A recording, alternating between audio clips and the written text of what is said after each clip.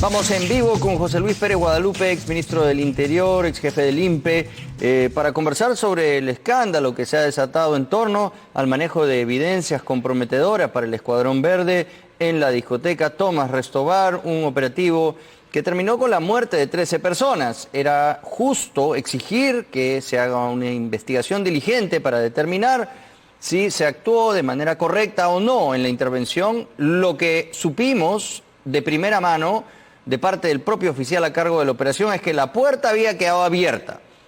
Parecía que estaban eximiéndose de cualquier responsabilidad los miembros del escuadrón que intervinieron en esa discoteca, que tenían que intervenirla porque habían personas ahí que estaban quebrando la ley, y es deber de la policía asegurarse que la gente cumpla la ley, sobre todo cuando están poniendo en riesgo la salud pública en pleno estado de emergencia por una pandemia. Lo que no puede suceder es que por un operativo de esta naturaleza tengamos como saldo 13 personas muertas.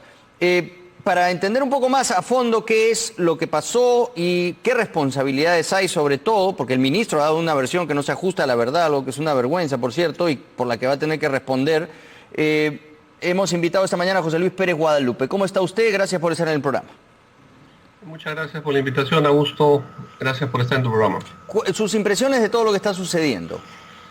Bueno, yo creo que es una situación difícil, ya no solamente por los hechos, sino por los dichos. Entonces tenemos en este momento, como tú bien has mencionado, el tema de 13 fallecidos, pero ahora las nuevas versiones, imágenes que se han presentado justamente en Canal N, que no se dijo la verdad al comienzo. Entonces, después he escuchado de que en verdad no estaba cerrada porque estaba medio abierta o no estaba con seguro. Yo creo que eso pasa a un segundo plano. Cuando a nosotros nos dicen la puerta estuvo abierta, es que estuvo abierta, pues, claro. O sea, claramente. Entonces, la sutileza de ese tipo creo que no vienen al caso. Pero también al mismo tiempo decir, Augusto, con claridad, que el ministro lo que ha hecho es repetir lo que el jefe operativo le manifestó a su comando y le manifestó a él. Por ahí he escuchado algunas versiones de que si quería mentir. Yo no creo que el ministro, es absurdo, no tiene ningún sentido que el ministro quiera mentir en eso. Yo tampoco creo, José Luis, pero sí, son esas dos opciones, ¿no?, que tenemos que contemplar. Yo también pienso que es lo que menciona usted, que a él no le dieron la versión que se ajustaba a la verdad y lo hicieron pues caer en tener que transmitirle a la población ya como cabeza política de este importante ministerio algo que era mentira. Pero sí hay que contemplar que es eso que es pésimo o algo que es aún peor, que deliberadamente el ministro mintió para encubrir esto, ¿no? O sea, son esas dos opciones, no hay ninguna otra, una peor que la otra, pero es muy malo también que un ministro del Interior no sea capaz de conseguir una versión adecuada de sus comandos, ¿no? Yo no sé, lo que dices es cierto, pero digamos, creo que pagó su derecho de piso, en este caso el ministro, porque siempre hay que confrontar las informaciones, y no es fácil, te lo digo, y te lo digo por experiencia, porque he estado en el cargo y muchas veces la primera versión que te llega no es la última, ni es necesariamente la más... no se adelanta, pues, no se dice nada y simplemente estamos investigando, no sabemos, una primera versión es esta, pero vamos a seguir revisando las cosas para ver qué fue lo que pasó. Y lo que es peor, y esto ya linda pues con una actitud criminal, es este intento al parecer de desaparecer los DVR, la información de los videos, de las cámaras de seguridad, que bueno, ahora que ha sido evidenciado, este suboficial Aarón Salcedo del Escuadrón Verde ha tenido que admitir que efectivamente él tenía en su poder el DVR con los videos. Pero los peritos de criminalística del Ministerio Público, que no tienen nada que ver con la policía, hicieron un informe y ellos dieron cuenta de que se había desaparecido el DVR.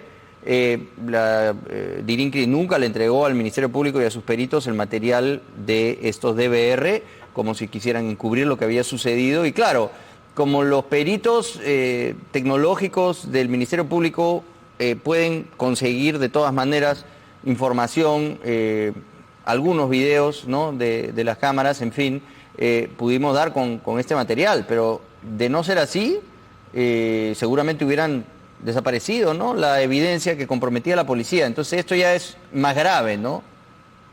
Así es, bueno, y fue gracias a un informe justamente de Cuarto Poder el domingo. Que América Noticias lo sacó el viernes. Ah, perfecto. Entonces, ya, pero digamos, habría que ver cuándo registra este oficial Aarón Salcedo, cuándo registra el ingreso del DBR para que no sea posterior. Es la responsabilidad y la función de una persona que está investigando es entregar todo a la policía y ahí dentro se investiga. Por eso que es importante saber el registro de cuándo entrega él todo el material, que tiene que haberlo entregado todo junto. Claro, ¿no? pero en No el por informe partes. que, digamos, porque hay un proceso ya en ciernes, ¿no? En el Poder Judicial, porque hay 13 jóvenes muertos, hay personas que han sido presentadas ante un juzgado y el caso que tenía el Ministerio Público no incluía nada de esto, porque la policía no lo compartió con el Ministerio Público. Es decir, cuando han ido a pedir prisión preventiva para los implicados, no hay nada de esto, no hay nada. Entonces el Ministerio Público, evidentemente, lo que ahora está es sorprendido de encontrar y descubrir que había toda una evidencia que no fue entregada oportunamente. Entonces eso ya es algo más grave, ¿no? Así es, bueno, es evidente que a nivel operativo, no solamente en la intervención, sino ahora en la investigación, se tiene que, valga la redundancia, investigar qué cosa es lo que pasó, pero lógicamente huele mal. Lamentablemente para el ministro huele mal. Hay una primera versión que no es cierta, que él salió a defender como cabeza del sector, y también lo que vemos, si es que se comprueba, también un intento de encubrimiento de pruebas, ¿no? Que agrava todavía la situación que ya de por sí era grave, ¿no? ¿Qué tan difícil es ser ministro del Interior? Uf. Augusto, suena un poco irónica, por no decir macabra tu pregunta. Es absolutamente difícil y ya vemos en 5 meses de pandemia, van 3 ministros del Interior y 4 comandantes generales de la policía. Es la más alta rotación en todos los ministerios. Yo he contado desde que hemos vuelto a la democracia con Toledo, Alan García, Ollanta y ahora, que han pasado en cada gobierno 7 ministros del Interior. Entonces, fácil. Es la silla caliente, ¿no? Lamentablemente, recuerda que cuando yo entré, yo era el 7º ministro de 3 años y medio de gobierno, o sea, para que veas la alta rotación. Bueno, ahora hemos pasado todos los récords también, hemos tenido 3 premiers en un mes, hemos tenido 3 ministros de salud en 5 meses, hemos tenido 3 ministros de justicia en 5 meses, hemos tenido 3 presidentes del INPE en 5 meses, o sea, creo que, claro, si hablamos de récord, estamos justamente en la situación donde hemos batido todos los récords, ¿no?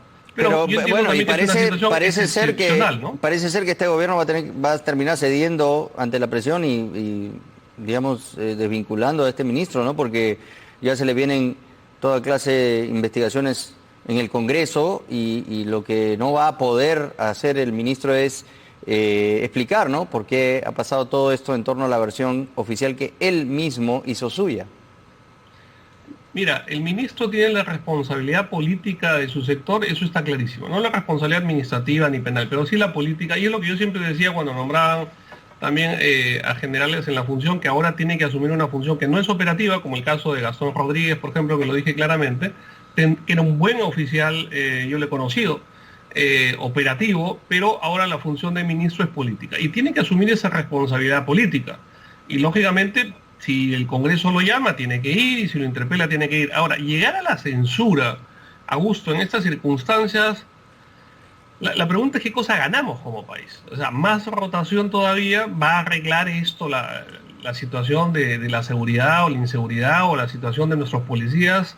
Yo creo que lamentablemente hay que ubicarnos bien en el contexto que estamos y creo que no ganaríamos mucho, pero, nada. En verdad si sí, porque en otro aspecto vemos que es un ministro que no está preparado, que no encaja, porque lo que menciona usted, José Luis, es interesante, ¿no? Hablamos del general Gastón Rodríguez. Al menos él es un general de la policía y conoce la institución, que es muy complicada. Pero si viene alguien de las Fuerzas Armadas, que ni siquiera, bueno, el Ejército, por ejemplo, le puede entender un poquito más de ley ahí a Walter Martos, que entra y los ordena, pues no, ahí en el comando, pero al parecer y según las versiones que tenemos, cuando entró este general, que por supuesto es un oficial intachable, es una buena persona, así es, pero así no encaja, pues. Entonces los generales que están a su cargo no colaboran con lo que él necesita y ya se empiezan a generar toda clase de complicaciones. Incluso el propio general Walter Martos, según algunas visiones que que versiones que tenemos, tuvo que ir al consejo inicial que él tuvo ahí con los altos mandos de la institución y tuvo que ayudarlo porque o sea, no tenía cómo controlar, ¿no?, a este grupo de generales que, por supuesto, son difíciles de alinear y que hay que tener muchísimo manejo, ¿no?, para saber cómo llevar las cosas. Bueno, efectivamente, pero hay que ver que él llega a una función política, que es la que tiene que asumir, no necesariamente operativa. Y para mí el tema principal en este momento, que teniendo 4 comandantes generales en 5 meses, esto agrava muchísimo la situación. O sea, la policía es una institución tal cual. Ahora, como dato nada más, ninguno de los generales que han asumido la comandancia general, yo los he conocido a generales.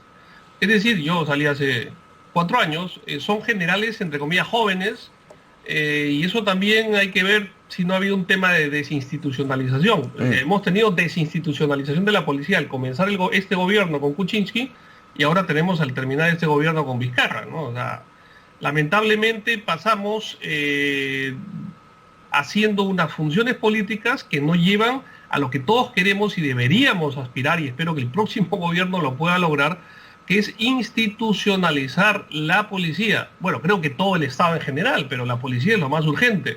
Y sacando policías prematuros, cambiando de comandantes generales, sacando 51 generales en 6 meses, como se hizo al comienzo de este gobierno, no institucionalizamos nada. Entonces podemos tener los mejores o brillantes o mejores comunicadores, ministros del Interior, pero el fondo del asunto es la institucionalización de nuestra Policía Nacional. Muchas gracias por haber estado esta mañana con nosotros. Ha sido José Luis Pérez Guadalupe, exministro del Interior, a propósito de los escándalos que llevan a cuestas en el Ministerio del Interior. El Consejo Municipal